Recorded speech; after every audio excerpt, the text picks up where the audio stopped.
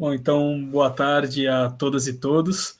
É com prazer que, mais uma vez, começamos o agora terceiro ano do Fórum Permanente sobre Genocídio e Crimes contra a Humanidade. Hoje nós teremos a presença de Pedro Henrique Lins Grischek, que falará sobre os tribunais internacionais, crimes contra a humanidade e de genocídio nas guerras de dissolução da antiga Iugoslávia. O Pedro Henrique Grischek, além de ser meu colega de faculdade, na época de graduação, também é mestre em Direito pela faculdade, ele é mestre em Direito Nacional pela Faculdade de Direito da Universidade de São Paulo. Então, sem mais delongas, por favor, Pedro Grischek, o espaço é seu. Bom, boa tarde, Felipe, colega aí de um bom tempo já. Boa tarde ao professor Arthur Capella, que também foi meu colega há algum tempo, mas hoje é meu professor. Professor Paulo Borba Casella, professor desde a graduação. Professora Maria Luísa Tucci Carneiro, que eu conheci hoje. Todos os presentes, boa tarde. Gostaria de agradecer a oportunidade. E, bom, vou começar a compartilhar a apresentação com vocês agora.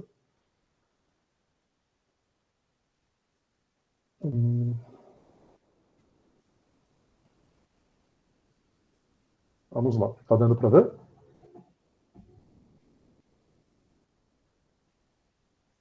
Vocês... Agora sim.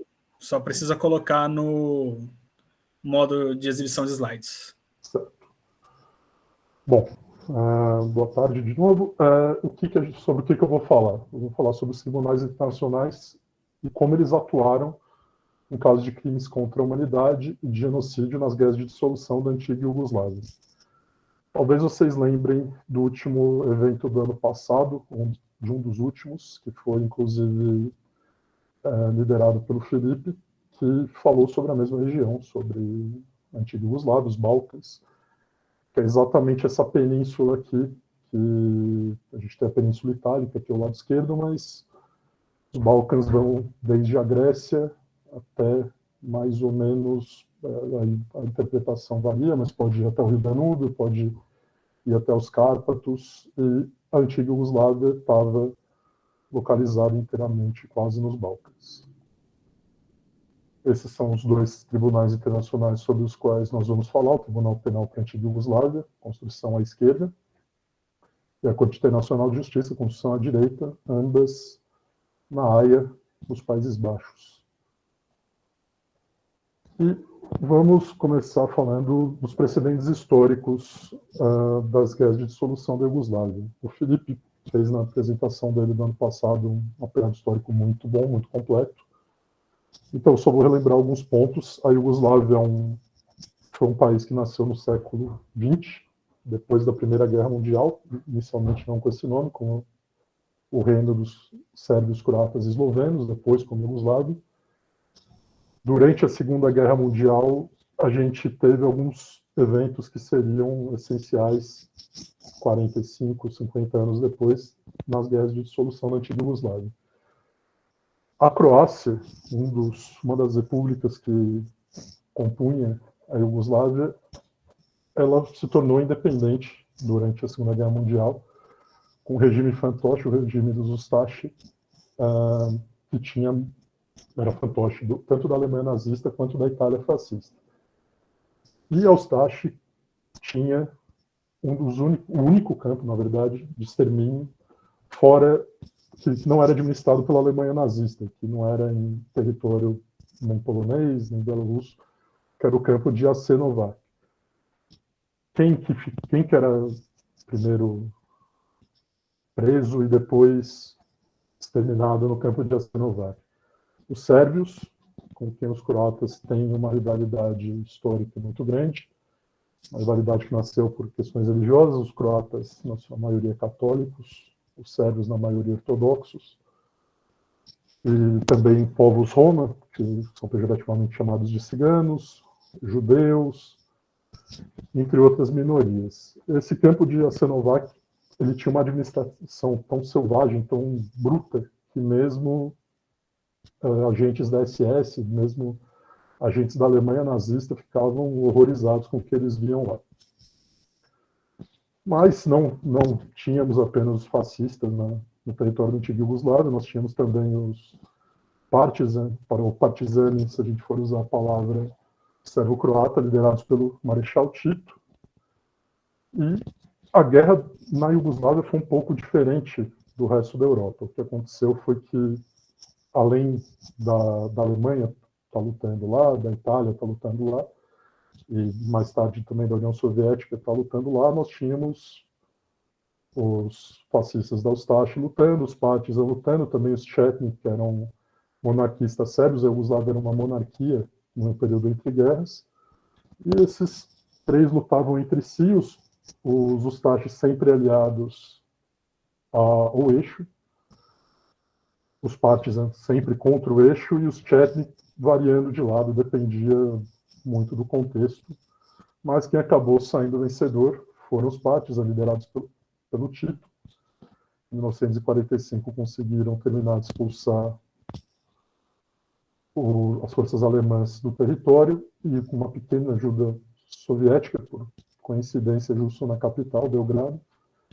E assim começou, a gente pode dizer, a segunda existência da Iugoslávia como uma república federal socialista, que seria composta por Eslovênia, Croácia, Sérvia, Macedônia, hoje Macedônia do Norte, Montenegro e Bósnia e Herzegovina, além de duas províncias autônomas dentro da Sérvia, Vojvodina ao norte, tem uma importante minoria húngara, e Kosovo ao sul, que tinha uma maioria de população, e tem até hoje uma maioria de população de origem albanesa. E por mais ou menos 35 anos, a existência foi, com alguns entreveros, mais ou menos pacífica. O Tito liderava com mão de ferro, tentava trazer uma certa igualdade entre os povos que compunham a Iugoslávia, mas quando ele faleceu, em 1980, já num funeral que talvez seja um dos funerais com maior presença de chefes de Estado na história, começaram os problemas. E a gente já tinha uma crise econômica nos anos 1970, a Iugoslávia não tinha muito petróleo, os dois choques do petróleo acabaram pegando bastante pesado na Iugoslávia, que se endividou bastante, perante o Ocidente principalmente, e nos anos 80 isso só piorou.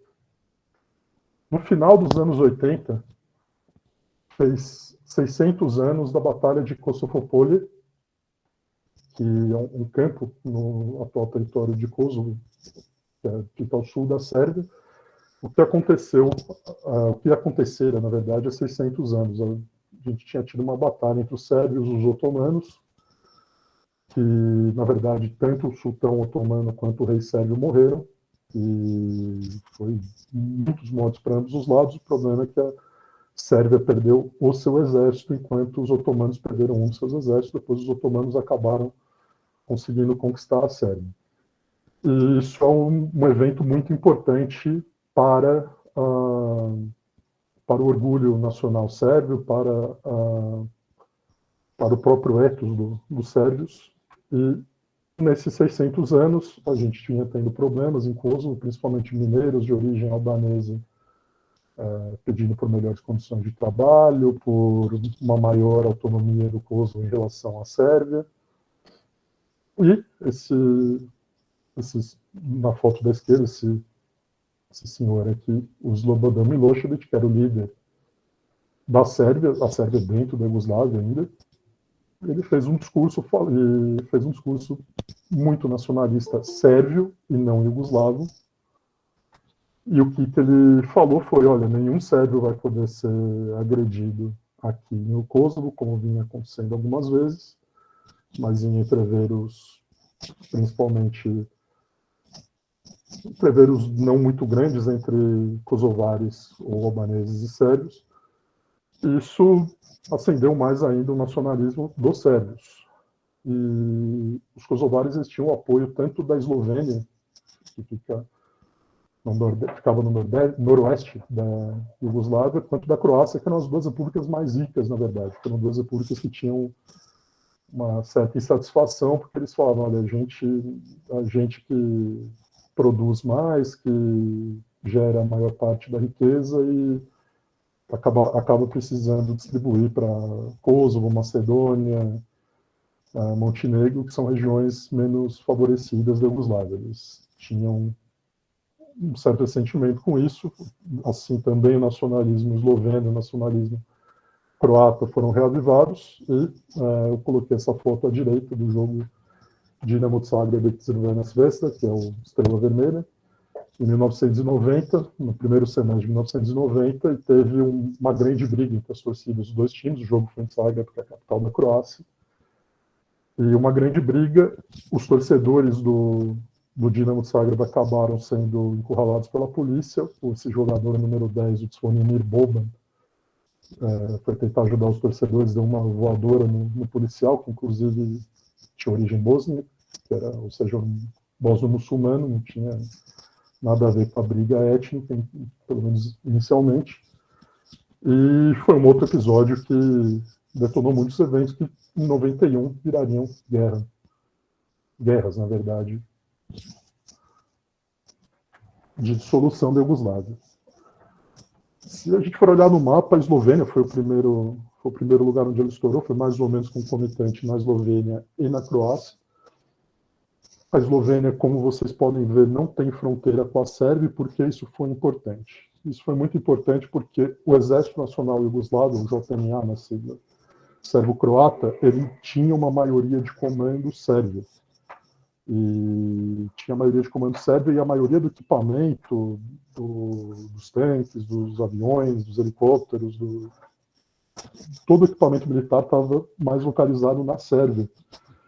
Então era difícil chegar na Eslovênia. A Eslovênia, como vocês podem ver, está em alemão aqui, mas acho que é compreensível. A Eslovênia é um país que etnicamente é muito mais homogêneo do que os outros da antiga Iugoslávia. A maioria da população é eslovena mesmo. Então teve uma guerra de 10 dias e acabou com a Eslovênia conseguindo, que havia se declarado independente, conseguiu manter essa independência e ser reconhecida por basicamente o mundo todo. Ao mesmo tempo, a Croácia também declarou sua independência, só que com a Croácia os problemas eram um pouquinho maiores. Como vocês podem ver, a Croácia tem uma maioria croata, só que tem alguns territórios que não tem uma maioria clara, que são os territórios em branco. Esse território em branco mais à direita, aqui a Croácia lembra um bumerangue, né? Mais à direita, ali na parte em cima da Bósnia, indo para a Sérvia, na Eslavônia Oriental, aí era uma zona dividida, a gente pode dizer. E também muitas regiões de maioria sérvia mesmo. Que são o que eles vão chamar depois de Krajina, República de Krajina, que seria uma república sérvia dentro da Croácia. E outra região aqui na Eslavônia Oriental, ou seja, tinham muitos sérvios morando na Croácia, alguns nascidos ali no que hoje é o território croata, e eles não iam querer se separar do país, ou da república, na verdade, na república componente da Iugoslávia, que etnicamente era a deles, né? Eles não queriam que isso acontecesse, e a gente começou a ter conflitos mais fortes. A Croácia tinha uma fronteira grande com a Sérvia, e os conflitos começaram os crimes de guerra mais frequentes, crimes contra a humanidade, e houve até suspeita de crimes de genocídio que não foram julgados como tal pela CID, mas a gente vai chegar lá já já. Também a Bósnia, em 1992, a Bósnia e Herzegovina, como vocês podem ver, é o país talvez etnicamente mais heterogêneo hoje em dia. Na época era a república mais heterogênea da Federação Iugoslava. A gente tem zonas com maiorias de muçulmanos, que são essas zonas em azul claro, que são os muçulmanos, são chamados Bósnia.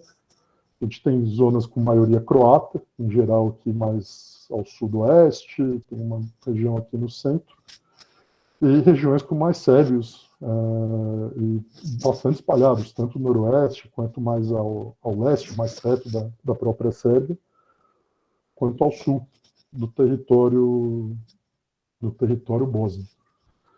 E apesar de ter começado em 1992, aqui seriam os conflitos mais sangrentos. A gente teve mais de uma parte aqui no conflito, não eram croatas contra sérvios, eram croatas contra sérvios, contra a Bósnia. Eles inicialmente lutavam os três entre si, não tinham, as alianças mudavam.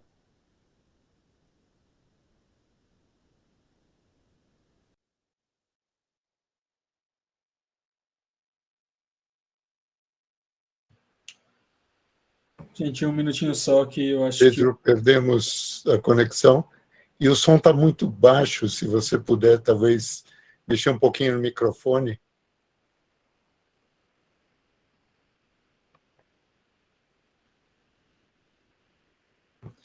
Bom, são coisas que acontecem com a internet, eu vou tentar contactá-lo por telefone, ver o que acontece. Já.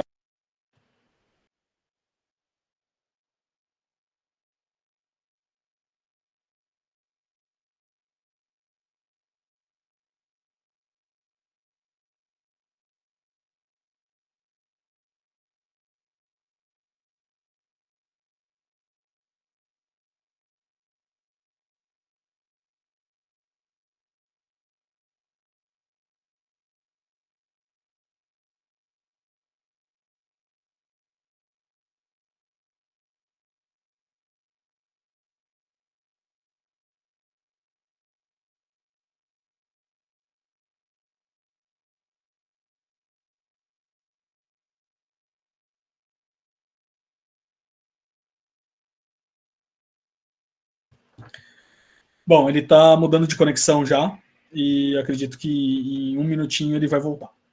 Tá ali. Oi, Pedro. Melhorou o som? Está um pouco baixo ainda. Deixa eu tentar uma outra coisa aqui. Você consegue sem fone de ouvido? Consigo, claro. Vamos fazer o teste. Fica melhor assim? Muito melhor. Então, sem problemas. Vamos lá. Bom, voltando, em qual slide parou, Felipe, por favor? Olha eu falando com... Você estava na Bósnia. Estava no slide dos mapas falando dos bosníacos e a Bósnia. Vamos lá. Então, voltando. A Bósnia ela é um território muito heterogêneo em termos populacionais.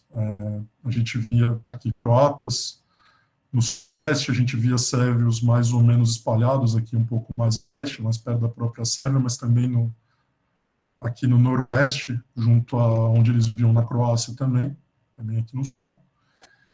E os bosniak, que eram em maior número, não por muito, em relação aos sérvios e croatas, também bem espalhados no território. Sarajevo tinha gente das três etnias morando e, inclusive, boa parte vivia bem entre si, seguiu vivendo depois. Na Bósnia, os conflitos foram muito piores, muitos crimes de guerra, muitos crimes contra a humanidade, e chamou a atenção do Conselho de Segurança das Nações Unidas, ainda muito antes do genocídio de Srebrenica, que foi em 1995, essa violência toda chamou a atenção. E o Conselho de Segurança fez uma investigação e terminou por instalar um tribunal criminal para julgar o que estava acontecendo lá, mas nós já chegamos lá. As guerras aqui duraram de 1992 a 1995, foram, como eu disse, bem duras, terminaram com o Tratado de Dayton nos Estados Unidos em 1995, e a Bósnia, hoje, ela segue dividida, cada uma das maiores etnias, porque nós temos outras etnias vivendo na Bósnia, inclusive durante a pós-graduação, a felicidade de estudar uma matéria ministrada pelo professor Casella, um caso que é um integrante da etnia Roma e um integrante judaico. Tinha muitos judeus em Sarajevo. Sarajevo é uma cidade com muitos judeus, muitos deles de origem portuguesa, inclusive, e que queriam ter maiores direitos, porque se você não for sérvio, ou croata, ou bósniaco, você não tem tantos direitos políticos quanto você poderia ter aqui na Bósnia e Herzegovina. A gente tem também o Kosovo, que é aqui no extremo sul da Sérvia, que eu já mencionei anteriormente, que tem uma maioria albanesa, que também se espraia aqui para a Macedônia, para o noroeste da Macedônia do Norte. A Macedônia do Norte se separou pacificamente em 1992. Tanto a Macedônia do Norte quanto a Eslovênia, a Eslovênia acabou tendo uma guerra muito rápida e a Macedônia do Norte se separou pacificamente, até porque são talvez com exceção dos albaneses, que não são eslavos, são os povos mais diferentes. Os macedônios, além da Macedônia, são um país também muito heterogêneo hoje em dia, em termos de etnias. Eles são, os macedônios em si são mais próximos dos búlgaros, e os eslovenos falam um idioma que já é bem diferente do sérvio-croata. Porque sérvio, croata, bósnio e montenegrino é basicamente o mesmo idioma, muda muito pouca coisa. Montenegro se separou da Sérvia por meio de um referendo bem apertado, por sinal, só em 2006. E essas guerras geraram grandes diásporas, principalmente pela Europa. Suíça, Áustria, Alemanha receberam muitos imigrantes, alguns temporários, outros estão lá até hoje. Se alguém for ver a seleção suíça de futebol, por exemplo, vai ver vários kosovares, vários sérvios, bósnios. Realmente, muita gente saiu de lá, foi para a Suécia também. Teve uma catástrofe humana muito grande, muitos refugiados, e muitos deles não puderam voltar para sua terra de origem até hoje. E como que entram os tribunais, então? Primeiro eu vou falar da Corte Internacional de Justiça, que já era uma corte estabelecida há bastante tempo, já vinha, na verdade, desde o pós-Primeira Guerra Mundial, depois mudou de nome, mas talvez tenha uma solução de continuidade com a Corte Internacional de Justiça, que veio depois da Segunda Guerra Mundial.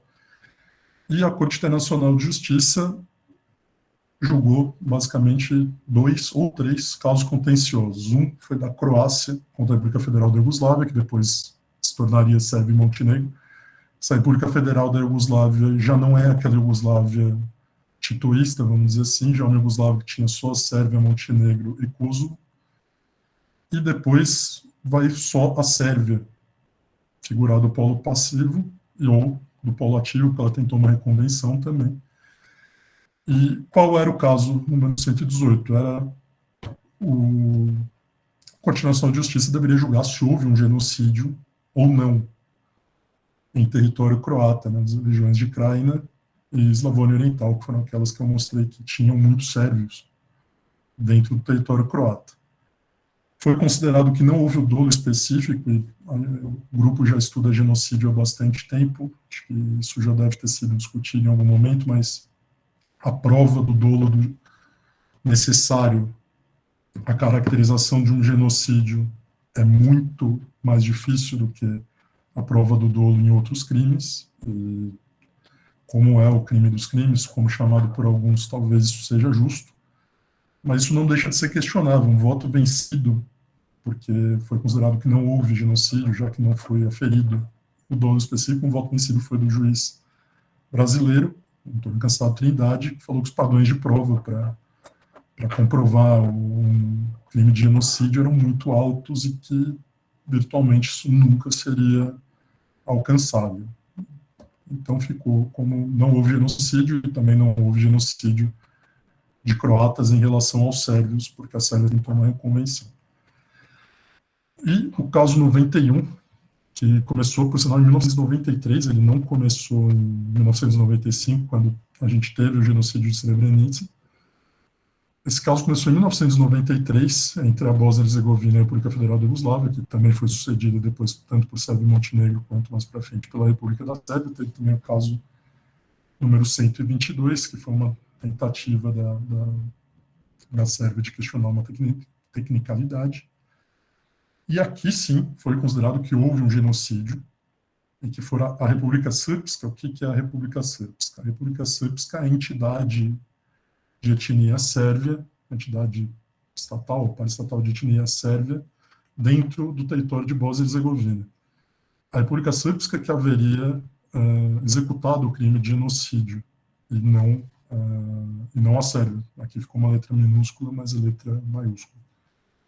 A Sérvia, qual foi o crime dela, que também é um crime previsto na Convenção contra o Genocídio. Ela deixou de prevenir, ela deixou de evitar um homicídio. Então, foi um crime por um genocídio. Então, foi um crime por omissão, não foi um crime por ação. Ela poderia ter evitado esse genocídio porque ela tinha uma ascendência sobre a República Srpska, mas ela não usou essa ascendência para evitar o crime.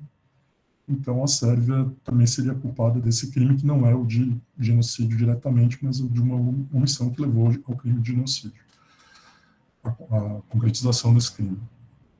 Foi previsto uma entrega dos culpados, principalmente do general Mladic e do Karadzic, que era o chefe de Estado, entre aspas, da República Srpska. Só que a pena mesmo, eles deveriam ser entregues pela Sérvia ao Tribunal Penal para a antiga Iugoslávia, ou seja, havia um certo intercâmbio entre as duas cortes, apesar de elas serem independentes uma da outra. Só que a pena, que é muito questionada, foi apenas uma declaração num dispositivo da sentença, falando que a Sérvia teria tido uma culpa, um crime de genocídio, que é uma sentença bem decepcionante, principalmente para quem se considerava vítima, no caso os Bosniak, né? E foi tentada também uma compensação financeira, que acabou sendo considerada descabida, mas basicamente os julgamentos na Corte Internacional de Justiça foram esses. E eu vou falar de algumas semelhanças e diferenças entre a Corte Internacional de Justiça e o Tribunal Penal para a antiga Iugoslávia. Ambas as cortes são sediadas em Haia, ou na Haia, nos Países Baixos, que é a capital do Judiciário Penal Internacional, que hoje também recebe o TPI. A gente vai ver que o Tribunal Penal para a antiga Iugoslávia tem um papel grande na formação desse tribunal. Houve muito intercâmbio de material, e as visões são complementares, visto que a CIG foca em julgar entidades estatais, e em questões de interpretação de forças do direito nacional, a Corte Permanente. E o Tribunal Penal para a antiga Iugoslávia foi um tribunal ad hoc, que não era um tribunal permanente, ele tinha uma existência ali contida, e julgava mais indivíduos, aliás, só indivíduos, julgava pessoas físicas e não os estados. A operação formal do Tribunal Penal para a antiga Iugoslávia foi de 1993 a 2017, a gente vai entrar nisso daqui a pouquinho. Ele era responsável por julgar crimes de guerra, crimes contra a humanidade e genocídio cometidos no âmbito das guerras de dissolução da antiga Iugoslávia, ou seja, crimes anteriores ali no território ou depois, não seriam julgados desde 1991. E, como eu disse, era um tribunal ad hoc, não era um tribunal permanente. Voltando um pouquinho, já em 1992, no começo das guerras de dissolução da Iugoslávia, da Croácia já um pouco mais avançada, da Bósnia-Herzegovina começando, já havia uma preocupação do Conselho de Segurança das Nações Unidas com o que estava acontecendo. Foi criada primeiro uma comissão especializada para investigar as violações ao direito internacional penal, aí entre as convenções de Genebra, a Convenção contra o Genocídio, protocolo adicional às convenções de Genebra de 1977, entre várias legislações. Também o Tribunal Penal para a antiga Iugoslávia viria a ter, quando fosse estabelecido, algumas tipificações próprias. E ele foi criado, por fim, foi verificado que estavam tendo grandes violações ao direito internacional penal.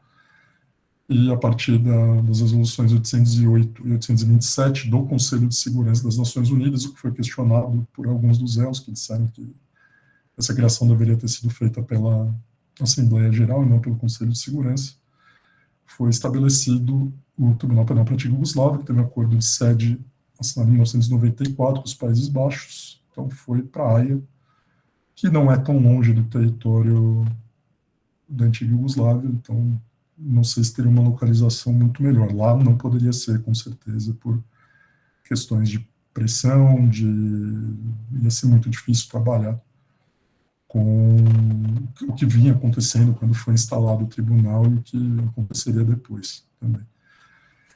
Os crimes, como eu disse, teriam que ser cometidos ali no território iugoslavo, a partir de 1º de janeiro de 1991.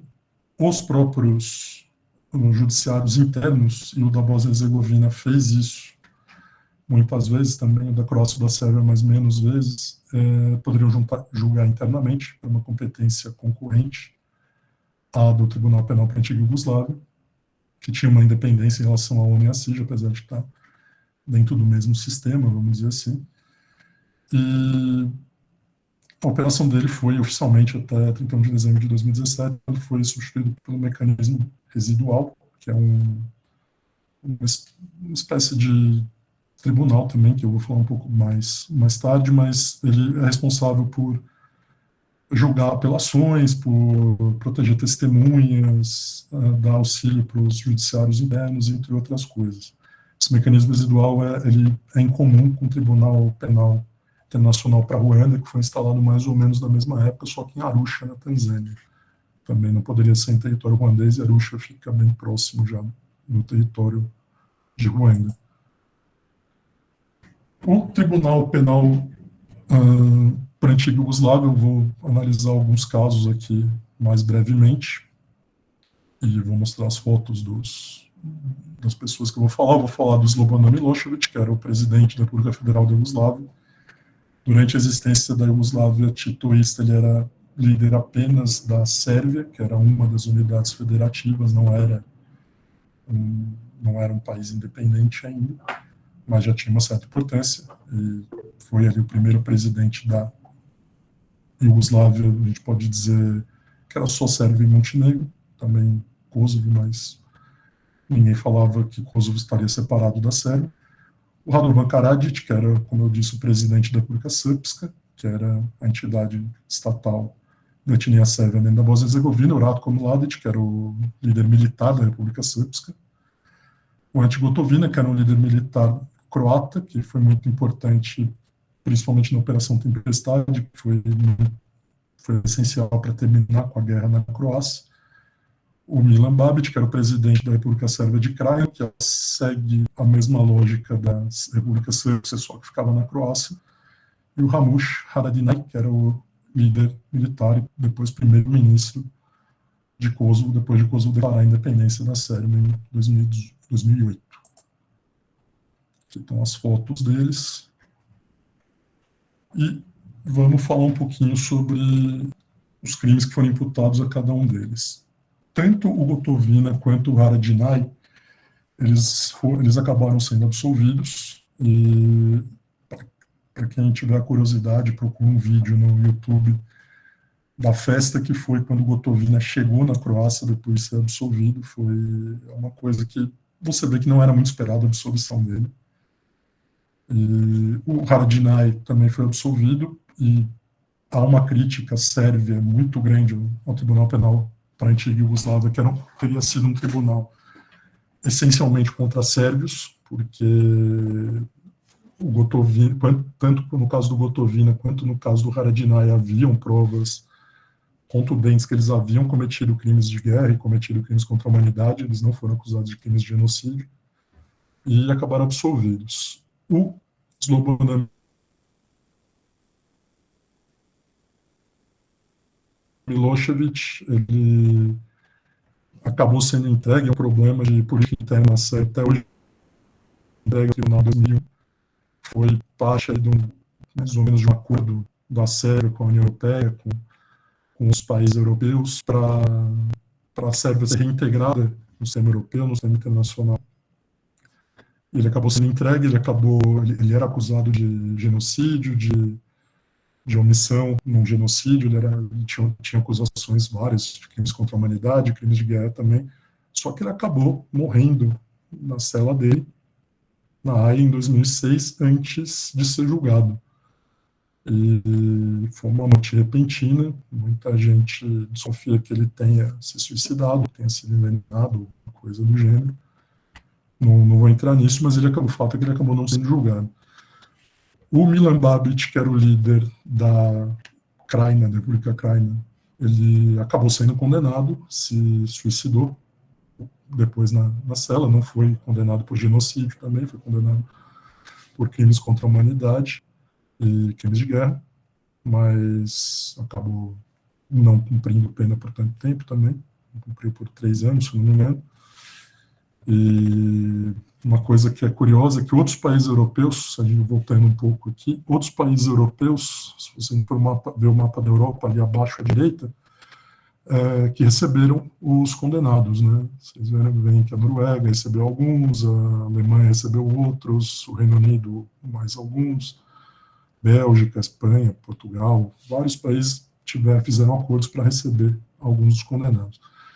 E, finalmente, vamos falar dos dois que apareceram condenados por genocídio, que foram o Radovan Karadzic, que fugiu por um bom tempo, e por isso que a gente tem 3 fotos dele. A foto à esquerda é a foto dele quando era o presidente da República Srpska.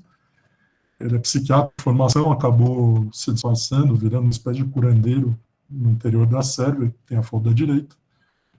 E a foto do centro, ele já na área, ele acabou sendo encontrado e entregue, mas deu um belo trabalho. E o Mladic mais ainda, o Mladic só foi ser entregue na década passada, na década de 2010 já.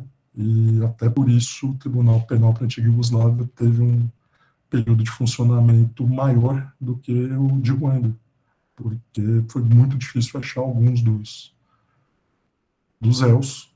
E foi por isso que demorou mais. O Mladic teve uma apelação que foi julgada ano passado, só em 2021, já no âmbito do mecanismo residual, né?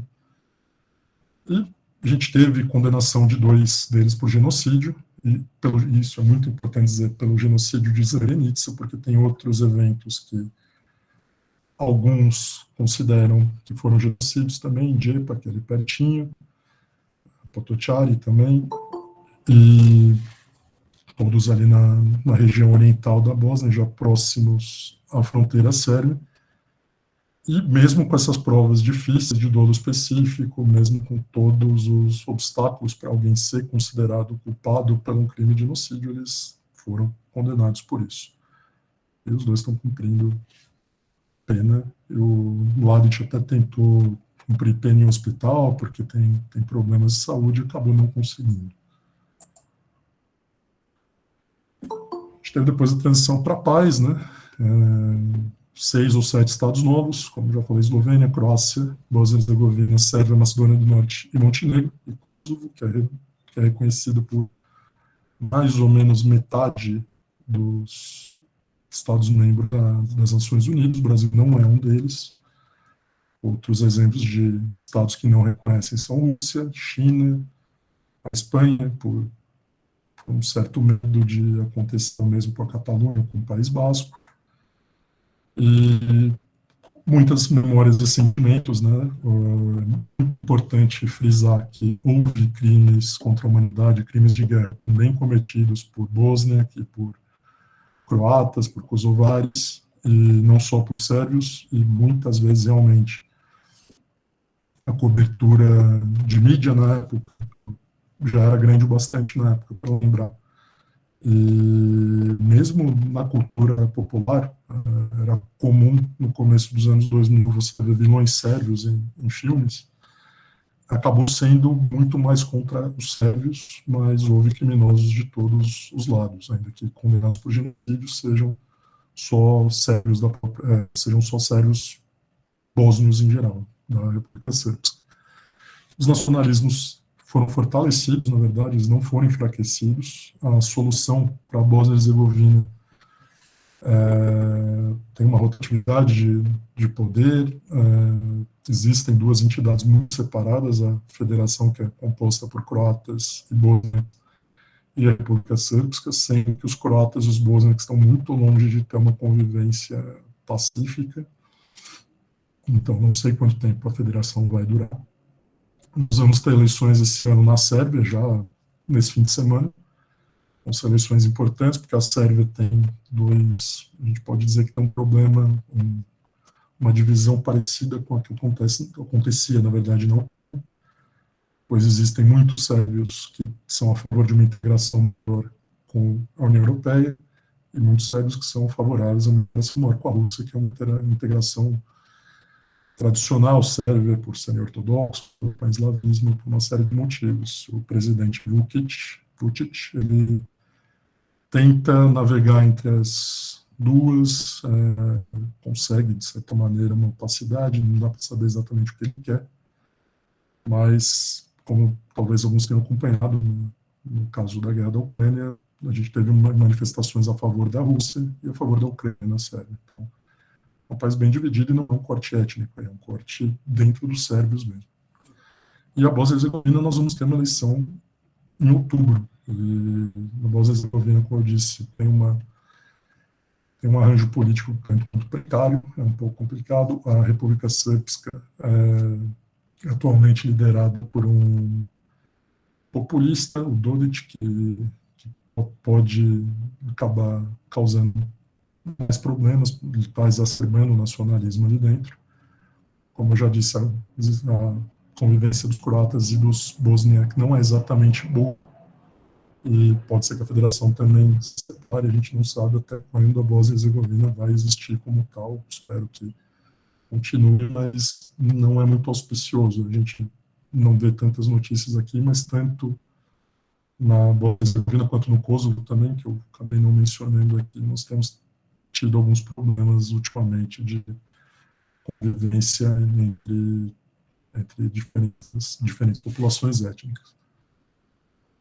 Bom, aqui o mecanismo residual, o prédio onde ele funciona, em Haia, e o site dele é muito, assim como do Tribunal Permanente Yugoslavo, é bastante completo.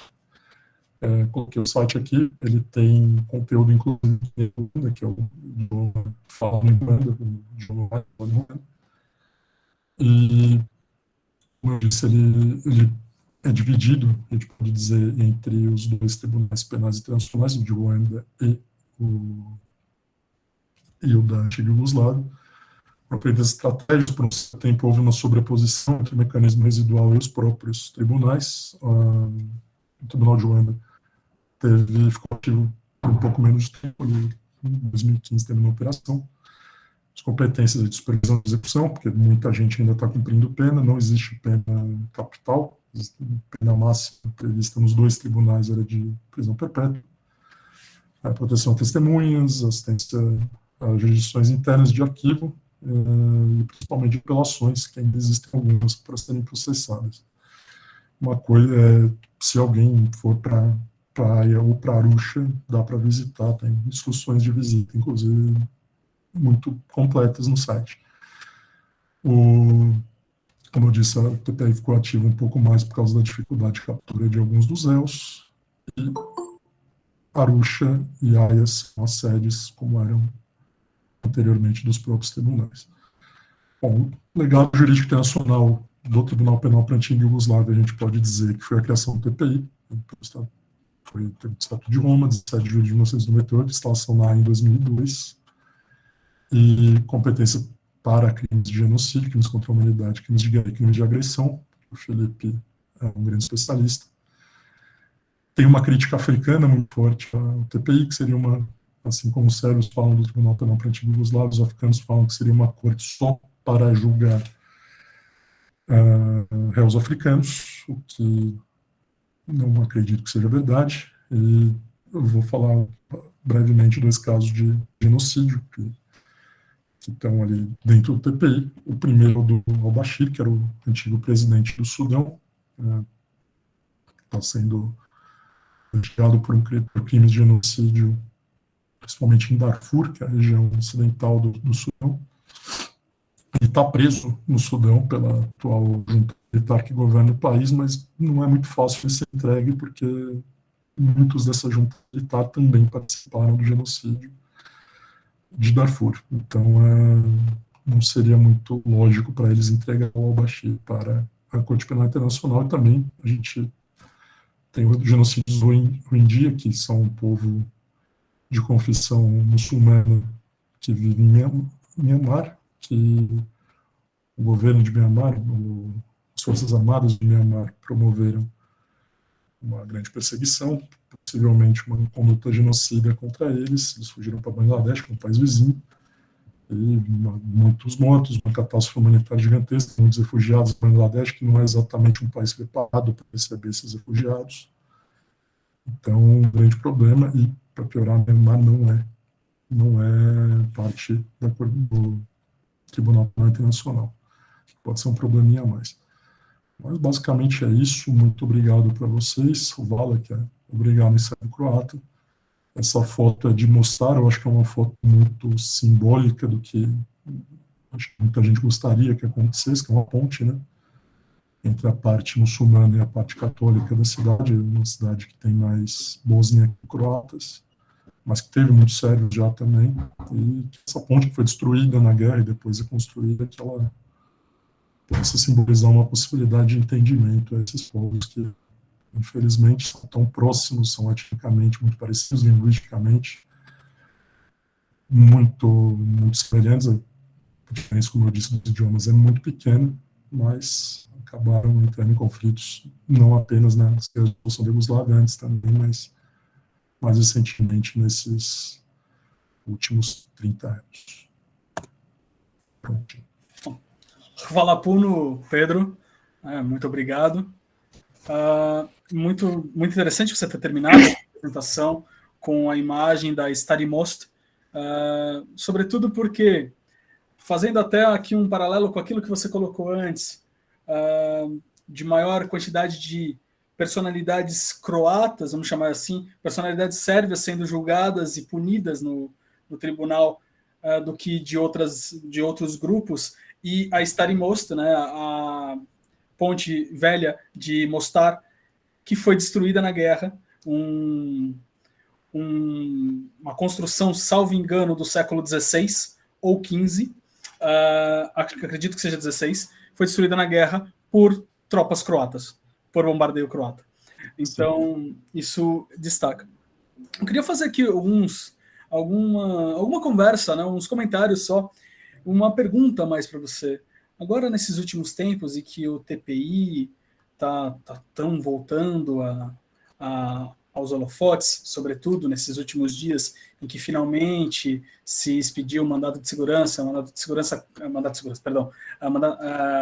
prisão contra algumas personalidades da Ossétia do Sul, dentro do caso que envolve a Geórgia, e também se aumentou a quantidade de pressão de outros países para julgar os crimes ocorrendo na Ucrânia atualmente.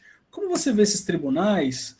O TPI, ok, ele surge depois, mas a crítica que se faz na Sérvia, sobretudo, e a crítica que algumas pessoas ainda fazem com relação a tanto o Tribunal Penal Internacional para a ex-Yugoslávia quanto para a Ruanda, por terem surgido pós os fatos, né? São um tribunal que só surge após os crimes terem ocorrido.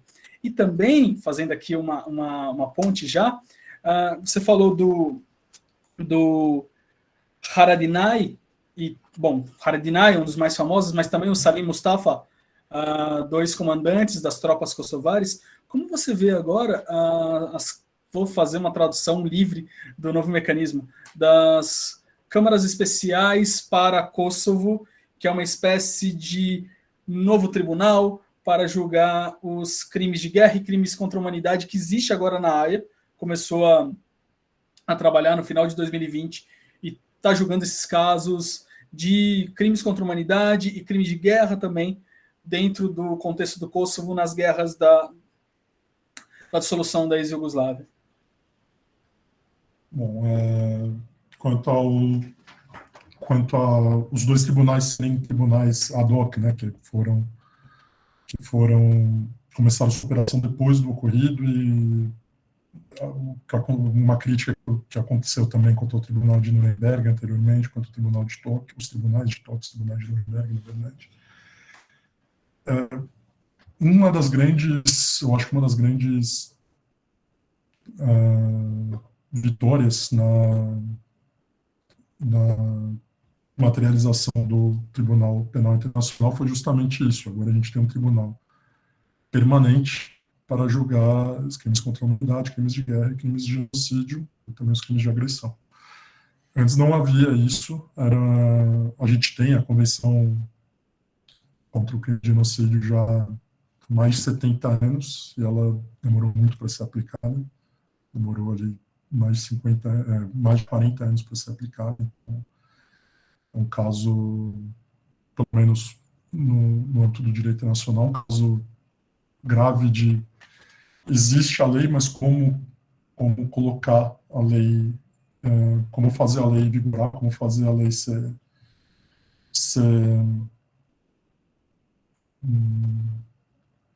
realmente válida, como impor essa lei de maneira mais positiva, né?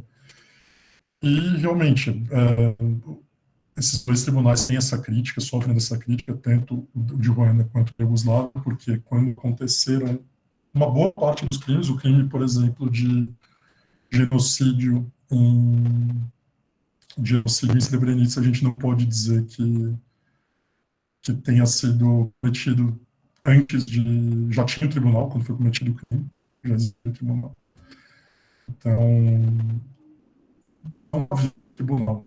Esse crime deveriam ser julgados de uma maneira, não sei se uma maneira melhor para fazer isso. Quanto ao mecanismo também para Kosovo era parte da antiga Yugoslávia, mas até por uma diferença temporal na sua guerra de separação, que foi só em 1998, 1999, já bem depois de 1995, acabou não entrando tanto no Tribunal Penal para a antiga Yugoslávia, foi um pouco residual, apesar de ter acontecido muita coisa lá. Houve muitos crimes, tanto de guerra, quanto crimes contra a humanidade em Kosovo, talvez crimes de genocídio. Aí cabe julgamento e investigação. E talvez em Kosovo tenha ficado mais claro que possa ter havido também crimes de guerra, crimes contra a humanidade de atores que são os sérvios e não os kosovares. Porque teve uma intervenção da OTAN muito anterior e muito maior do que... Não digo muito anterior, mas muito mais no início do conflito e muito maior do que foi no caso das guerras da Croácia e da Bósnia e Herzegovina. Ataques aéreos, basicamente a guerra terminou de vez em um ano porque teve a intervenção da OTAN, senão não teria terminado. E a OTAN, o pessoal da OTAN também cometeu violou bastante a lei internacional lá. E não vão ser julgados. Então, acho isso questionável, mas que é necessário julgar também as condutas cometidas no âmbito da Guerra do Kosovo, sem dúvidas é. E quanto aos setianos do Sul, ou sétios do Sul, não sei qual gentílico, mas, bom, é um sinal no sentido de que nem só africanos são julgados no TPI. Isso é positivo. E vamos ver no que dá. Agora a gente está tendo conflito na Rússia e na Ucrânia, a Rússia contra a Ucrânia, né, na Ucrânia, território ucraniano, a gente sabe que com certeza já houve crimes de guerra, já houve crimes contra a humanidade. Não sei como é que isso vai ser levado juridicamente no futuro. Eu temo que muitos desses crimes passarão impunes, mas eu torço para que não. Obrigado. Uma outra coisa só que eu queria aqui saber da sua opinião, quando colocou, sobretudo com relação a essa questão das manifestações na Sérvia atualmente, pró-Rússia, que são, infelizmente, maiores do que as manifestações pró-Ucrânia, embora haja também pró-Ucrânia, eu diria até que são quase residuais. As manifestações pró-Sérvia, pró-Rússia, desculpa, a cor da bandeira, se a gente embaralhar é mesmo, acabam sendo muito vem a público hoje em dia, e junto com essas manifestações pró-Rússia, retornam a divulgação de vídeos, como da época dos bombardeios da OTAN, e manifestações contra a OTAN na Sérvia, com cartazes, com alvo, da população carregando cartazes com alvo. Como você vê isso ocorrendo hoje, sobretudo quando se mesmo com essas pessoas que foram julgadas e alguns punidos, são considerados atualmente, com o negacionismo de uma parcela da população sérvia e a alçada dessas pessoas como heróis da guerra de dissolução da Iugoslávia, tanto na Krajina quanto em Srpska, ou mesmo na Sérvia como Estado.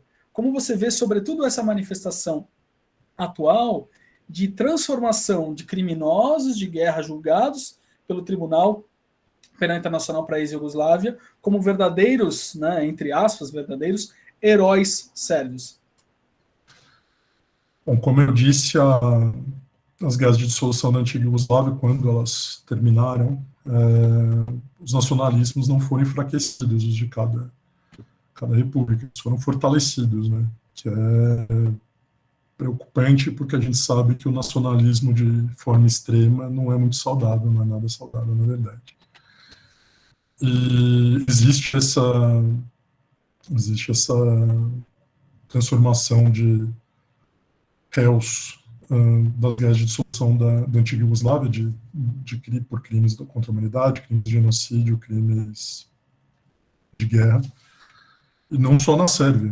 Eu dei até o exemplo do Ante Gotovina na Croácia, que também é considerado um herói quando foi absolvido pelo Tribunal Penal para a antiga Iugoslávia, teve uma festa enorme, foi recebido, acho que nem quando a Croácia foi vice-campeã do mundo de futebol foi tão bem recebida quanto ele. Isso existe na Sérvia, na Srpska mais ainda. Eu acabei durante o meu mestrado indo lá para a região, e quando você atravessa da parte da federação, da parte muçulmana e croata para a parte sérvia da Bósnia, para a República Srpska, você vê coisas muito... O ambiente muda totalmente, as cores mudam. É curioso, a luz das ruas parece que muda, as cores dos edifícios mudam, é tudo muito diferente, o alfabeto muda, porque na Sérvia você vê muita coisa escrita em alfabeto latino, na República Srpska você quase não vê, quase tudo em cirílico, porque é uma questão de identidade deles escrever em cirílico. E uma das primeiras coisas que eu vi lá foi um mural do Mladic, realmente tratado como herói, e algo como escrito como: se vocês passarem por Drina, vocês vão morrer. Que é um importante, é um clássico da literatura do Ivo Andrić, que é um escritor ali da região, fala desse rio. Mas, então, existe essa glorificação de quem seria um símbolo nacional deles. O mesmo Milošević, ele já foi mais odiado na Sérvia do que ele é hoje. Hoje ele talvez seja... Ele é uma figura bem divisiva na Sérvia hoje em dia. O Slobodan Milošević, e pelo que eu ouço, logo depois que ele foi entregue para a Haia, na década dos anos 2000, isso não era tão real. Ele era uma figura muito criticada, até porque os sérvios sentiram na pele o ataque da OTAN. Belgrado, no centro de Belgrado, eles deixaram prédios que eram prédios de ministérios, parcialmente destruídos até hoje, como memorial dos ataques da OTAN, ali no final da década de 1990. Então, os sérvios têm uma grande desconfiança em relação aos Estados Unidos, em relação aos membros europeus da OTAN. E a Rússia, muitos sérvios acabam interpretando que a Rússia sempre esteve do lado dele, né? A Primeira Guerra Mundial acabou começando, simplificando muito por isso também. E a Rússia e a China acabaram... O Kosovo não é mais reconhecido internacionalmente, muito pela pressão da Rússia e da China, apesar da Rússia hoje em dia estar usando a declaração de independência de Kosovo para justificar a intervenção em Donetsk e Luhansk. Isso aí você pode até falar melhor que eu. Mas existe realmente, dos três lados, vamos dizer assim, uma glorificação dos culpados ou dos réus por crimes de guerra, crimes contra a humanidade, crimes de genocídio, porque eles seriam ali representantes da nacionalidade deles, o que eu acho, como eu já disse, o nacionalismo tem limite, e quando vai a vias muito extremas é bastante problemático. É exatamente por isso que eu sou um pouco cético quanto futuro médio prazo ali principalmente de Bósnia e Herzegovina e do Kosovo, que ainda tem questões por resolver, vamos dizer assim, mais intensas que as outras repúblicas em volta. Tem menos questões. A Macedônia do Norte uma questão, basicamente, de direitos de nome com a Grécia e aparentemente está resolvido, né? Agora é Macedônia do Norte, não Macedônia, mas era um problema menor, apesar de ser um país bem dividido também etnicamente, né? Macedônia e italiano, o professor Casella ensinou que Macedônia é salada de fruta italiana, exatamente por essa mistura étnica que existe na Macedônia do Norte. Tem albaneses, tem os macedônios, tem sérvios, tem gregos. Então é um país que, apesar de ter poucos habitantes, um país muito falado semana passada, né, por questões esportivas, mas é um país muito etnicamente diverso, da mesma maneira que a Bósnia e Herzegovina. Eu queria fazer só mais uma pergunta, levantar a bola aqui na nossa conversa.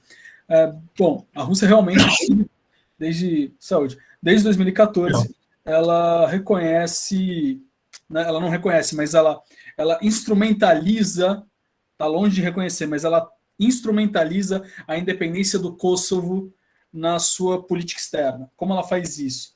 A anexação da Crimeia, a declaração unilateral de independência da Crimeia, ela é baseada na independência do Kosovo. E agora, o reconhecimento das repúblicas populares de Donetsk e de Lugansk também estão com a pauta no Kosovo.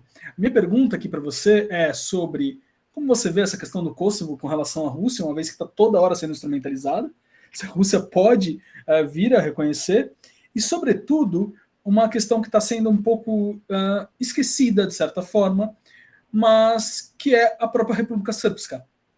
Se, aqui é um convite a gente pensar isso, se a Rússia ela tem os territórios de Donetsk e Lugansk reconhecidos e aceitos pela Ucrânia e pela comunidade internacional como russos ou independentes, você acha que de alguma forma isso faz uma pressão para a República Srpska voltar ou vir a ser parte da Sérvia? Se isso faz uma pressão para, de novo, trazer fogo para esse caldeirão balcânico? E logo depois disso eu vou passar aqui para algumas perguntas que recebemos no chat. Sem dúvidas, existe muita gente que tem vontade de separar a República Srpska do resto da Bósnia e Herzegovina, da Federação, e ser uma república independente, se juntar com a Sérvia. É importante lembrar que existem projetos nacionalistas sérvio, albanês, búlgaro, croata, de Grande Sérvia, Grande Croácia, Grande Albânia, Grande Bulgária, que são sobrepostos, inclusive. E a Grande Sérvia certamente abarcaria a República Srpska. E o próprio líder atual da República Srpska já deu mostras que é simpático a esse tipo de raciocínio do Dodik, que é uma figura que me dá um certo escalafrios, porque a gente sabe o que aconteceu há 30 anos, não gostaria que acontecesse de novo, mas pode acontecer. E quanto à Rússia e Kosovo, né, é curioso a Rússia que não reconhece Kosovo usar Kosovo direto, e eu fico feliz que muita gente esteja reparando nisso. Eu acho que para a Rússia, um dia reconhecer Kosovo, eles teriam que combinar com os sérvios, né? Os sérvios teriam que combinar com os russos primeiro, né? Alguma coisa, porque para um presidente, eu já falei isso com um amigo que morou na Sérvia há alguns anos, e para algum líder sérvio entregar Kosovo, ele tem que ter o ambiente interno muito, muito controlado e muito bom, e não é nada fácil que isso aconteça. E a Rússia, existe ainda o sentimento do pan-eslavismo, né? A Rússia se vê como uma espécie de irmã mais velha da Sérvia, e se a Rússia reconhecer o Kosovo, vai ser por alguma combinação com a Sérvia também, provavelmente, para ela obter alguma coisa em outros lugares, como na Abkhazia, na Ossétia, o Luhansk, Donetsk, obter reconhecimentos internacionais que normalmente não conseguiria. E eu acho que passa muito por isso, porque realmente a Rússia não vai querer alienar a Sérvia, que é uma aliada dela que está muito mais perto da Europa Ocidental. Ela sabe que corre o risco de alienar, porque a União Europeia está ali do lado, está batendo na porta, e para a Sérvia entrar na União Europeia é muito mais fácil, por exemplo, que a Ucrânia entrar na União Europeia. E a Rússia não quer perder mais gente que estaria na órbita dela, ainda que o Tito deve ter estremecido no túmulo que eu falando isso agora, mas a Rússia, tudo que ela não quer é perder mais estados, entre aspas, aliados ali do lado. Bom, obrigado. Vou passar aqui para umas perguntas. Esse pan-eslavismo ele é antigo, né? Se a gente puxar aqui pela memória, o próprio Tchaikovsky ele compôs a Marcha Eslava como uma forma até de arrecadar fundos na Guerra dos Sérvios de independência contra o Império Otomano. Então essa aliança é antiga. Eu vou passar aqui para a pergunta do Olavo Bernardes, que ele coloca... Ele faz assim, né? Ele queria saber quais são as suas impressões sobre a ex-secretária de Estado do governo Clinton, Madeleine Albright, que empurrou bastante para os bombardeios da OTAN na Sérvia no final da década de 90, que acabou de falecer. E da atuação dessa senhora na região. As opiniões acerca dela, ele coloca aqui que as opiniões acerca dela são bem divididas, para não dizer negativas, e, segundo ele, foi o precedente criado pela Albright no Kosovo para a questão da Sérvia. Eu até colocaria que no dia da morte da Albright, houve manifestação de festa e júbilo nas ruas da Sérvia. Então, essa pergunta do Olavo, eu já vou aproveitar também da Carla Hermínia, que primeiro ela parabeniza a exposição, e depois ela pergunta se houve algum processo de justiça de transição, além de questões relacionadas à direito, à memória e à verdade, já que é uma região com grande diversidade. Então são essas duas perguntas. Um com relação a direito de transição e a outra com relação à participação, por assim dizer, de Madeleine Albright no conflito nos Balcãs na década de 90. Bom, começando pela Madeleine Albright, ela é secretária de Estado, né, e primeira secretária de Estado, né, dos Estados Unidos, com certeza só por isso já seria uma figura muito importante, né, e também nascida no leste europeu, né, da República Tcheca atual, então Tchecoslováquia também, foi para os Estados Unidos, pai diplomata já na adolescência. Ela não, realmente a Madeleine Albright não é nada querida na Sérvia, e tanto ela quanto o Bill Clinton, e no Kosovo eles são bem queridos, tem a Praça Clinton, tem estátuas dos dois lá em Pristina, e realmente ela liderou, com certeza foi uma voz de liderança da OTAN naquele momento, do final da década de 1990, foram ataques bem intensos contra os sérvios, tanto que praticamente garantiram que a Sérvia não ganharia o conflito ali. E aí existe muita coisa que entra do lado do boato. A Madeleine Albright teve uma série de declarações aí, um tanto quanto controversas, não só quanto à região, mas quanto a outros assuntos.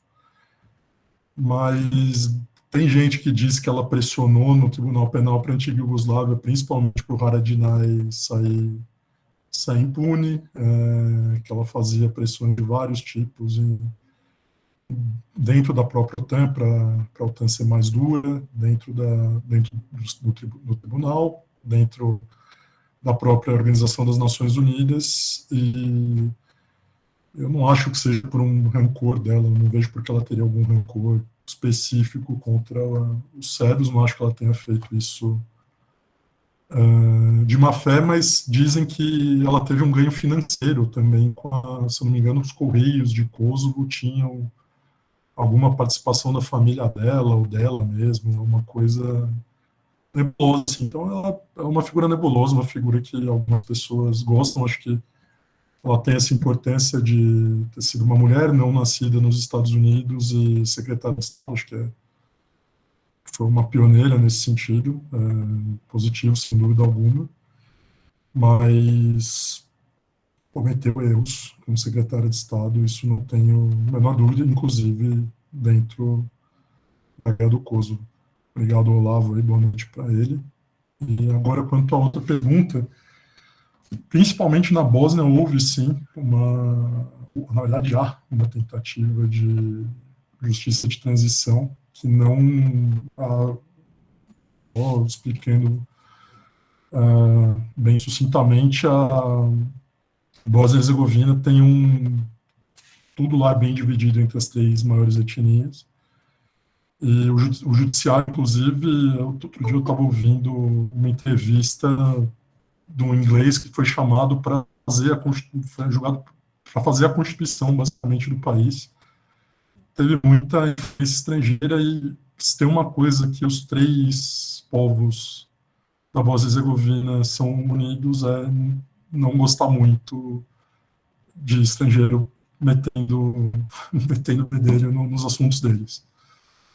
Então, como essa tentativa de reconciliação,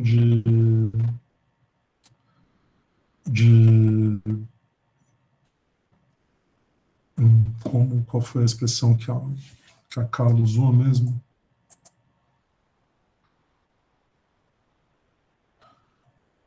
Como essas tentativas de justiça de transição foram muitas vezes lideradas por estrangeiros, existe uma certa desconfiança. Claro, é importante lembrar que muitos criminosos foram julgados internamente em Bósnia e Herzegovina, inclusive por crime de genocídio. Isso não foi só o Tribunal Penal para a antiga Iugoslávia. Era uma competência concorrente, eles podiam ser julgados internamente.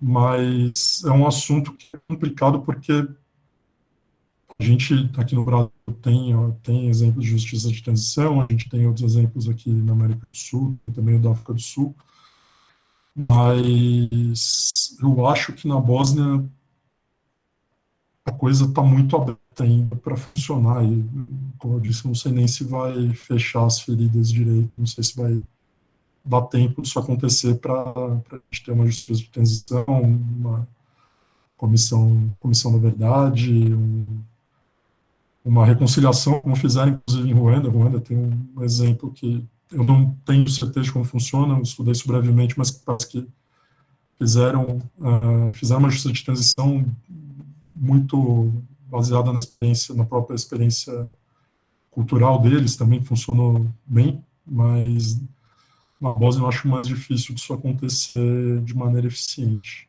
na verdade. Foi a Carla, né? Foi a Carla. Obrigado, Carla, boa noite. E eu acho que essa pergunta, essa sua resposta, já faz o gancho para uma pergunta aqui da Mariana Dias Lisboa, que ela pergunta como essa região possui diversos grupos, de que maneira seria possível a criação de um novo tribunal que julgue esses tipos de crimes nesses países, mas de uma maneira imparcial. Acho que muito do que você terminou falando da Bósnia, acho que já está aqui. E junto a isso, existe aqui a pergunta da Larissa Kraner Bresciani Teixeira. Desculpa, fui só apagar aqui o áudio para não atrapalhar. A Bresciani Teixeira, que ela gostaria de saber se o senhor acha que a Rússia utiliza da autodeterminação dos povos em relação a certas regiões da Ucrânia para fundamentar os crimes de agressão cometidos, fazendo um paralelo com a guerra atual e a guerra dos Balcãs, ou seja, aquele contexto de autodeterminação nos Balcãs, com essa autodeterminação agora na Ucrânia. Então, autodeterminação nos Balcãs com autodeterminação na Ucrânia, e se é possível um novo mecanismo de julgamento desses crimes nos países da ex-Iugoslávia. Então, quanto à Rússia usa a autodeterminação dos povos, ela usa com certeza, e usa de maneira vamos dizer assim, porque se ela usasse do mesmo critério que ela está usando para Luhansk e Donetsk agora, muitas das repúblicas dentro da Federação Russa, né, que a Rússia é uma federação de várias repúblicas, não seriam, talvez, parte da Rússia hoje em dia. Mas quando essas repúblicas do território da Federação Russa são mais... eles aceitam mais, eles incentivam mais a autodeterminação dos povos. Né? É curioso como conceitos são bem maleáveis. Né? E quanto a isso ser utilizado para justificar, na verdade, o não cometimento de um crime de agressão, acho que o Felipe pode falar muito melhor do que eu, não tenho a menor dúvida. E agora, quanto a fazer um paralelo entre o que está acontecendo agora e talvez colocar também o que aconteceu ali na fronteira da Rússia com a Geórgia há alguns anos e na Crimeia em 2014, eu acho que existe também, por exemplo, na Sérvia, existiu, porque a Sérvia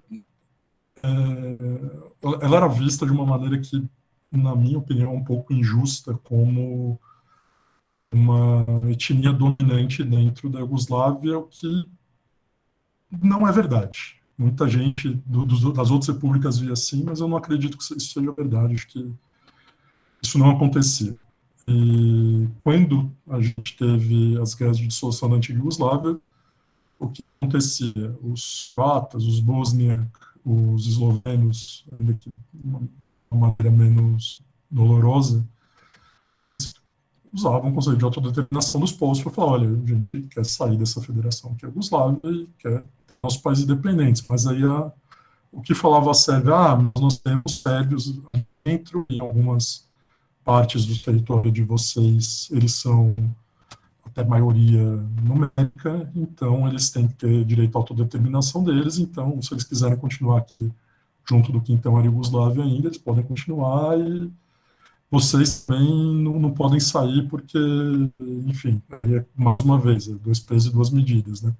Não tem autodeterminação dos povos para eslovenos, croatas e bósniacos, mas tem para os sérvios de Ucrânia, da Eslavônia Oriental, tem para os sérvios e etc. E a Rússia usa isso de uma maneira mais ou menos parecida, mas eu acho que a Rússia é muito mais dominante na região dela do que a Sérvia jamais foi. Eu acho que existe esse ponto muito importante. Né? A Rússia, em termos militares, pelo menos em teoria, né, porque a gente está vendo que não é tudo tão fácil assim, ela tem uma força militar, mesmo populacional, muito maior do que qualquer um dos seus vizinhos da antiga União Soviética. A Sérvia não. A Sérvia, salvo engano, a Sérvia sem o Kosovo ainda seria a maior população entre as antigas repúblicas, mas não é que sozinha é igual aos outros, não. Numericamente é talvez um terço ali da população da antiga Iugoslávia esteja hoje na Sérvia. Um pouquinho mais, talvez, mas não tem uma economia tão forte assim, como eu disse. As economias mais fortes eram da Eslovênia e da Croácia. Bom, eu acho que é isso, né? A própria Mariana que fez a pergunta falou que você já respondeu a pergunta dela. Então, se não tivermos mais perguntas, eu vou encaminhando para o final do nosso encontro aqui de hoje. Alguma outra pergunta? Bom, então é isso. Eu gostaria de agradecer mais uma vez a presença do Pedro Henrique Grischek e, bom, obviamente, a presença dos co-organizadores, os professores Arthur Capella, professora Maria Luísa Tucci Carneiro, professor Paulo Borba Casella, e a todas e todos os presentes aqui hoje, e aproveitar, vocês já estavam com saudades de eu fazer aquele comercial do resto das nossas palestras, eu sei, aproveitar para já fazer aqui o convite para a nossa futura palestra. No formato desse ano, nós estamos tentando deixar uma palestra apenas por mês. Então, se organizem, mas antes de eu falar sobre essa próxima palestra, eu vou abrir aqui para o professor Paulo Borba Casella falar. Por favor, professor. Não, por favor, pode terminar, Felipe, o que você estava falando. Ah, perfeito. É. Eu só queria convidar, então, que como esse ano nós passamos para uma palestra, a priori uma palestra por mês, fiquem muito atentos, já é possível, fiquem já de olho nas nossas redes sociais para verem a próxima palestra, que será no dia 27 de abril, com o discurso, a mecânica do discurso nazista será o tema. Então, eu não vou ainda falar quem será o palestrante, nem quem será o mediador, para deixar aqui um certo suspense, mas já deixem guardados o dia 27 de abril, que será uma palestra imperdível, como todas as outras. Então, mais uma vez, muito obrigado a todas e todos. Passo a palavra aqui para o professor Paulo Borba Casella, por favor. Muito obrigado, Felipe. Muito obrigado, Pedro Grischer, pela sua apresentação. Eu sei quanto estudo e preparação tem por trás dessa hora durante a qual você nos falou. Mais uma vez, cumprimento a Maria Luísa, o Arthur, a todos os presentes. E no momento em que você aceitou o convite para fazer essa palestra hoje, Pedro, ainda não tínhamos começado a invasão da Ucrânia. E eu acho que é muito importante e aproveitar esse ensejo para comentar isso hoje. A invasão começa no dia 24 de fevereiro. No dia 26 de fevereiro, às 9h30 da manhã, a Ucrânia apresenta na Corte Internacional de Justiça um pedido de medidas cautelares. Então, Felipe e eu passamos umas mensagens a respeito. E no dia 16 de março, a Corte Internacional de Justiça deliberou e divulgou as medidas cautelares. A própria Corte lembra que, em poucas ocasiões, ela fez esse tipo de determinação. Uma delas foi no caso dos irmãos Lagran, então já tem algumas décadas que isso aconteceu. E, nesse caso, me parece importante deixar claro que não é porque as medidas cautelares foram determinadas pela Corte que a invasão russa parou e retrocederia. Mas eu acho fundamental que, no meio da guerra, então, 2 dias depois que a invasão começa, a Ucrânia teve a preocupação de levar para a Corte e dizer: Corte Internacional de Justiça, por favor, analise. A Rússia disse que começou essa invasão para proteger os russófonos da faixa leste da Ucrânia, do Donbas, de Lugansk e Donetsk, de um genocídio. Então, por favor, Corte, diga se há algum indício de um genocídio em curso na faixa leste cometido pela Ucrânia. E também pede que averigue se pode haver genocídio cometido daí pela Rússia em relação aos ucranianos.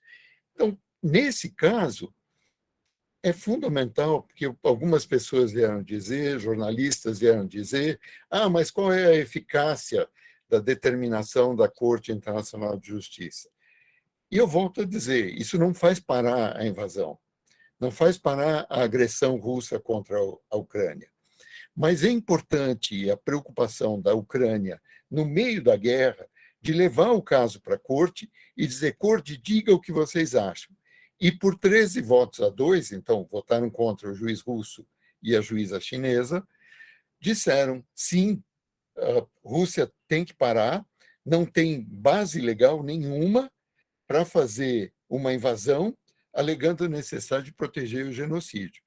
E a própria Ucrânia tinha dito: se a Rússia tem receio de que houvesse um genocídio em curso na Ucrânia, poderia acionar a Corte Internacional de Justiça ou poderia levar o caso para deliberação no âmbito da ONU, mas não tomar o caso para si com as próprias mãos e eu vou levar o meu exército e eu vou botar a casa em ordem.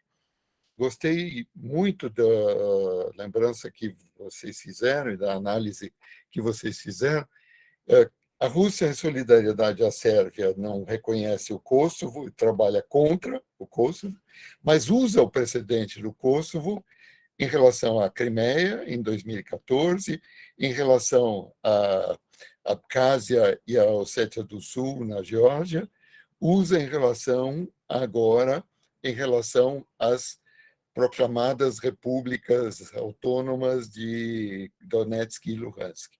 Então, é uma contradição, porque é um precedente que eu não aceito como país, mas que é útil para dar respaldo às agressões que eu cometo, dando a aparência de respeito à autodeterminação dos povos.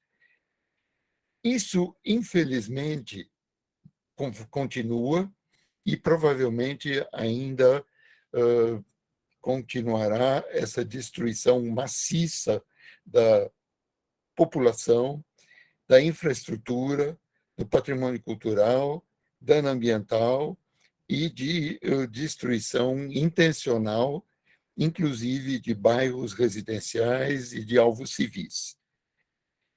Mas é importante que isso tenha sido declarado pela Corte já no dia 16 de março. E isso é importante que nós deixemos clara a nossa opinião. Então, eu já falei, já escrevi, eu já me manifestei, e esta semana passada recebi o convite para compor o conselho editorial de uma nova revista do Ministério das Relações Exteriores da Rússia, e eu respondi que eu ficava muito honrado e agradecia o convite, mas que com as declarações que eu tinha feito e os textos que eu tinha escrito nos últimos dias, eu com certeza já tinha me tornado persona não grata para o governo da Federação Russa. E juntei com a minha resposta a minha entrevista para a CNN na segunda-feira. Então, eu acho que essa é importante deixar claro que a omissão equivale à conivência. E, nesse caso, a análise que o Pedro fez para nós do que aconteceu na Iugoslávia com a mediação e o debate do Felipe, o paralelo com o que está acontecendo agora na Ucrânia é inevitável e provavelmente teremos esse outro caso de genocídio, infelizmente, para ser estudado e analisado no futuro. Eu não quis deixar passar essa ocasião, porque acho que é uma coisa que nos incomoda muito a todos, que em 2022 a agressão totalmente imotivada a um Estado soberano, com argumentos esfarrapados e uma técnica de destruição sistemática de um país parecido com o que foi feito em Grozny e com a agressão com relação à Geórgia em 2008 também. Muito obrigado a todos. Não, super importante essa posição, professor, muito obrigado. Sobretudo, lembrando, né, que nesse momento do caso levado à Corte Nacional de Justiça, a Rússia não levou seus diplomatas para a Corte. Ela evitou discutir o caso, ela está resolvendo pela guerra, não pelo direito. Então, professora Maria Luísa, por favor, pela ordem, depois eu passo para o Pedro. Por favor, suas palavras. Não são nem palavras, são mais comentários. Aproveitando aqui o comentário também do Paulo, eu gostaria de também levantar algumas considerações. Né? Pedro, em primeiro lugar, parabéns, e realmente é uma abordagem muito oportuna, né? Levando em consideração exatamente a situação que o professor Paulo Borba colocou. Eu só quero lembrar, e eu pediria a você, que no momento que nós formos publicar todos os artigos, não é, para a coletânea volume 3, né, que é deste ano de 2022, que você levasse, então, em consideração no seu artigo os comentários do professor Borba. Eu acho muito importante trazer para os dias atuais, não é, esse conflito e também a ideia desse conflito que é histórico, né? Um conflito étnico histórico. Então, essa ideia, que tomando lá a questão da região ainda na época do Holocausto, vamos dizer assim, né? Que eu acho uma palavra importante que apareça também no seu texto, não é? E esse processo, vamos dizer assim, acumulativo, não é, de conflitos que culminam e vão colocando essas minorias, vamos dizer assim, cada vez mais vulneráveis. Eu não vou fazer uma pergunta, mas eu só gostaria de levantar a questão também dos ciganos e dos judeus, que, quer dizer, como é que ficam esses grupos hoje, essas pequenas comunidades, vamos dizer assim, que também sofreram já desde a época do Holocausto, e eu não tenho ideia da presença hoje dessas comunidades na região. Então, eu considero assim, muito importante essa retomada, não é, da questão do ponto de vista de um conflito étnico histórico, né? Quer dizer, como você mesmo colocou, o nacionalismo é um fio condutor desses conflitos, há uma persistência de um pensamento nacionalista, né? Então, assim, não precisa nem responder, mais um comentário, né, e que eu acho importante no momento em que você nos entregar, espero, o texto para a publicação, né, essas questões possam ser levadas em conta e ampliadas até mesmo no seu texto, né? Então é isso, meus parabéns e agradecemos muito aí a sua participação hoje. Então, antes de passar para você, Pedro, que eu sei que você vai falar do caso Fint, mas antes de passar para você, deixa eu só passar a palavra para o professor Arthur. Por favor, professor Arthur. Obrigado, Felipe. Obrigado, Pedro. Parabéns pela exposição, muito didática. Também, obviamente, não tenho como não concordar com a colocação que o professor Paulo Casella mencionou com relação a esse paralelo com o contemporâneo, com o atual e acontece. É óbvio, omitir-se também é estar de acordo, né? Eu acho que posicionar-se abertamente é importante. Também eu gostaria de fazer algum comentário, é um comentário, não é uma pergunta também, mas comentário na linha do que a professora Maria Luísa Tucci Carneiro menciona, porque que me chamou a atenção, é claro que não é uma crítica à exposição, me chamou a atenção na hora da construção do seu argumento, você coloca a foto do Milosevic e fala o discurso dele, que isso assim deu. Enfim, não estou nem falando que isso seja errado, mas a questão é que eu entendo que nós, como juristas, né, eu me coloco como jurista, nesse momento, talvez, eu me coloco pensando, claro, quando a gente pensa numa lógica penal, é muito interessante identificar o autor, a pessoa, a personalidade, e é importante, assim, olha, tá vendo, Milosevic estava lá falando, enfim, claro que você não disse isso, estou só trabalhando, e é interessante ter essa personalização para individuação de penas e etc. Acho que tem uma discussão interessante nisso, nessa tradição individualista em inúmeros momentos do nosso pensamento jurídico.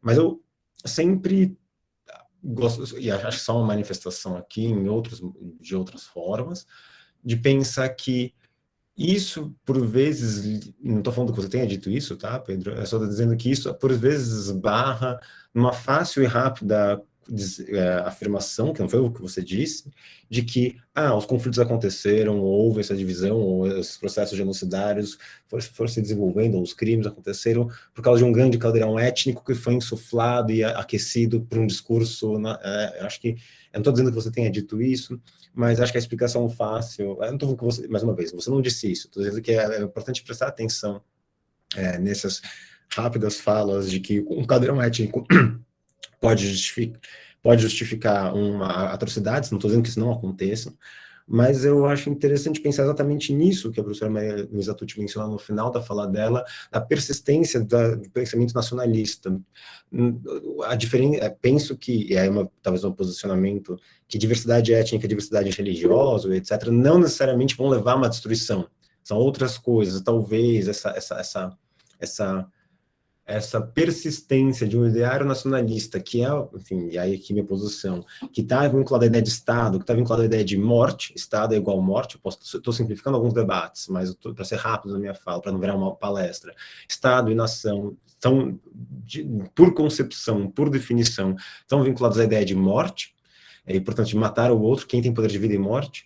Então, isso, por mim, só por isso, acho que o problema não seria tanto a diversidade étnica, religiosa ou cultural, não que você tenha dito isso, mas mobilizar o aparato discursivo estatal, esse poder público, como potencialização de um discurso de morte, que aí sim recai sobre especificidades étnicas e religiosas. Eu estou querendo tentar tirar a nossa percepção de que simplesmente a existência de uma convivência de pessoas com diversidades distintas justifica, ou acho que é um ambiente que permite, mas não é o único fator, e a gente tem que prestar mais atenção nos outros fatores que permanecem, dentre os quais a intolerância, o nacionalismo, etc. Acho que tem alguma coisa nesse sentido.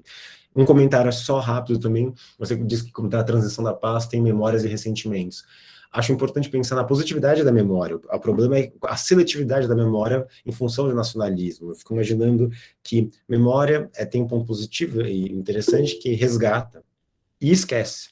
O problema é que quando esse esquecimento ele vai contra a verdade, ele vai contra a indenização das vítimas, ele permite o enfraquecimento de democracia e direitos humanos, essa memória, que sim, ela é perigosa, mas acho que essa memória seletiva, mas é importante perceber essa politização ou essa instrumentalização política da memória que não tem um problema de construir memórias desses conflitos, desses processos genocidários.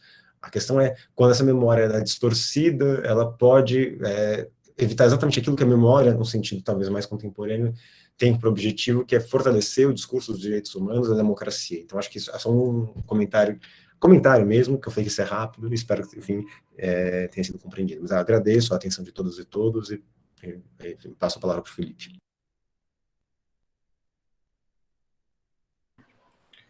Bom, passo a palavra direto para o Pedro já, agradeço aqui as palavras do professor Arthur.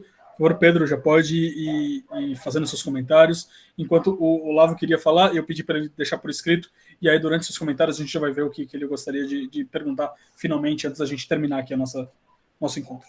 Certo, bom, obrigado pelas colocações, professor Paulo, professora Maria Luísa, professor Arthur. O professor Paulo, também naquele caso, no caso da Bósnia e Herzegovina, na CIG, também houve medidas cautelares e, inclusive, anteriores ao genocídio de Srebrenica, bem anteriores. Já naquela época também teve a Bósnia e Herzegovina teve o cuidado de levar o caso para a CIG não tão avançada a agressão ainda. Quanto à professora Maria Luísa, a colocação que ela fez, o Felipe já antecipou um pouco o que eu ia falar, que nós estudamos numa matéria estada pelo professor Paulo, eu e mais dois colegas, o caso Zedit Finch, e o Zedit da etnia Roma, o Finch da judeu, os dois na Bósnia e Herzegovina. Bósnia e Herzegovina ainda tem uma população roma razoável, mas já foi muito maior. Muitos foram mortos em Jasenovac durante a Segunda Guerra Mundial. Os judeus, alguns foram mortos, muitos se espalharam pelo resto da Europa também. É curioso até porque o cemitério judaico em Sarajevo, as lápides estão em ladino. Então aconteceu a situação curiosa de eu traduzir as lápides para o meu guia, que era bosniaco, e eu entendia melhor o que estava escrito do que ele. Mas é uma população muito grande lá, tem uma tomada fotográfica que é possível em Sarajevo, que você consegue na mesma foto pegar uma sinagoga, uma igreja católica, uma igreja ortodoxa e uma mesquita, que é realmente uma cidade que foi fundada pelos otomanos, tinha ali uma convivência muito boa das quatro religiões, e tinha uma população judaica que fugiu depois da Reconquista, quando foi expulsa de Portugal e da Espanha, acabou indo para uma parte para lá. Então, os sobrenomes são familiares, as lápides são familiares, mas, infelizmente, não tem mais uma população judaica tão grande na Bósnia e Herzegovina. A maioria foi embora. E, com certeza, vou mencionar os dois no artigo. Muito obrigado pela oportunidade também. E o professor Paulo também, mais uma coisa, é um paralelo que, sem dúvida, poderia ter feito também, muito obrigado pela consideração, porque eu sabia que a Ucrânia tinha levado o caso para CIG muito cedo, mas eu não tinha feito esse paralelo mentalmente ainda, também não tinha conversado disso com o Felipe, que eu às vezes converso com ele sobre o ocorrido, não só por ele ser meu amigo, mas por talvez ser uma das pessoas no Brasil que aliás, certamente são uma das pessoas no Brasil que melhor entende o que está acontecendo lá. Então, isso ainda não tinha surgido nas nossas conversas. E também obrigado, professor Arthur, pelas considerações. Eu acho que realmente seria um reducionismo muito grande eu simplesmente mostrar uma foto do Milosevic, mostrar também a foto ali do Zvonimir Bobas, na voadora no pobre do policial Bosniak. Não tinha nada a ver com isso, no fundo. Mas foram só 2 exemplos de que a coisa estava degringolando, mesmo que ela já estava degringolando desde o começo da década de 1980. O Tito morreu, realmente a coisa desandou lá de uma maneira muito grande. Os nacionalismos nunca deixaram de existir lá, mesmo porque, se a gente for pensar, de 1945 até 1995 anos, que 2 gerações, então muita gente ainda lembrava dos acontecimentos durante a década de 1940, então, no final da década de 1930 também. Então ainda tinha muito rancor ainda de uma tinha com a outra, e desde a Segunda Guerra já tinha também, um ponto que historicamente curioso, porque não é entre um povo, uma etnia que lá é muito ativa e que depois ficou aparentemente mais tranquila, foram os macedônios. Tem o rei da Iugoslávia que foi morto por macedônios, inclusive acho que é o primeiro regicídio filmado da história, em Marsella, nos anos 30, que os macedônios e os croatas tinham uma certa aliança para questionar os sérvios dentro da Iugoslávia, do reino da Iugoslávia, nas décadas de 1920 e 30. Mas sem dúvidas, tem fatores para esses nacionalismos ressurgirem da maneira que eles ressurgiram, e com certeza não colabora, quando ainda existia a Iugoslávia, um dos líderes do país fazer um discurso nacionalista não iugoslavo mais sério, e sendo que os kosovares também eram iugoslavos. Então foi bem feliz, mas eu sei que foi calculado da parte dele também, do Milosevic. Então, eu acho que, quanto a memórias, memória, infelizmente, uma área que eu não tenho tanta vivência, que eu gostaria de ter mais, mas com certeza há memórias positivas. Eu acho que talvez recentes não tenha tantas na Bósnia, mas com certeza da época da Iugoslávia mais ou menos pacífica. Até tem uma história em quadrinhos que o Felipe me rememorou, na verdade, Seyferi Agüed, do Joe Sacco, um quadrinista muito talentoso que esteve presente em vários conflitos. Isso fica bem claro que... Isso aí, Felipe, obrigado. Fica bem claro que há, sim, memórias positivas, e até depois, na Bósnia, como um Estado independente depois, há algumas memórias positivas. Tem uma das memórias positivas, inclusive, ligadas com o Brasil. A única Copa do Mundo que a Bósnia foi de futebol foi aqui no Brasil, e foi um fator que unificou o país inteiro por um mês ali, mas unificou. Todo mundo torceu a favor. Mas... eu não sei, e aí seja importante trazer a experiência de Ruanda, que com certeza também haviam muitas memórias negativas, e eles estão conseguindo lidar com isso aparentemente de maneira mais construtiva, focando no positivo, talvez. Eu não lembro agora a palavra, mas é algo como os conselhos engamados, assim, para discutir, funcionou bem. Eu não sei se isso seria possível em Bósnia-Herzegovina, até por ter 3 lados, pelo menos, né, porque tem outras minorias aí em menor número absoluto, tem os judeus, tem os povos romos, os povos simples, os povos chamados de ciganos também.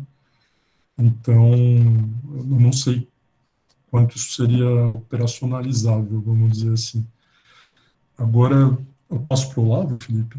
Não, deixa eu ler aqui rapidinho, para a gente não estender muito, dado o avançar da hora. E, bom, retomando aquilo que ele falou sobre a Albright, a assertive diplomacy dela, né, que ele coloca como diplomacia aliada ao uso da força, se você concorda que a desconfiança forte dos russos aos Estados Unidos, Ocidente, OTAN, que culmina com a invasão na Ucrânia, se inicia naquele período. E ele diz aqui, né, inclusive o Putin, em seu discurso de invasão na Ucrânia, a ilegalidade das operações na OTAN, sobretudo na Sérvia, depois a guerra no Iraque, bombardeio na Líbia, todas consideradas ilegais sob o ponto de vista internacional e mencionadas pelo Putin no seu discurso de invasão à Ucrânia. E a expansão da OTAN pós-queda do Muro de Berlim para o leste europeu, de 12 para 30 países, muitos que inclusive estavam na esfera de influência soviética. Ou seja, retomando aqui, se você concorda que esse discurso do Putin, né, invasão da Ucrânia, essa desconfiança russa frente ao Ocidente culmina com a invasão na Ucrânia, mas se inicia naquele período. Olha, acho que em parte, porque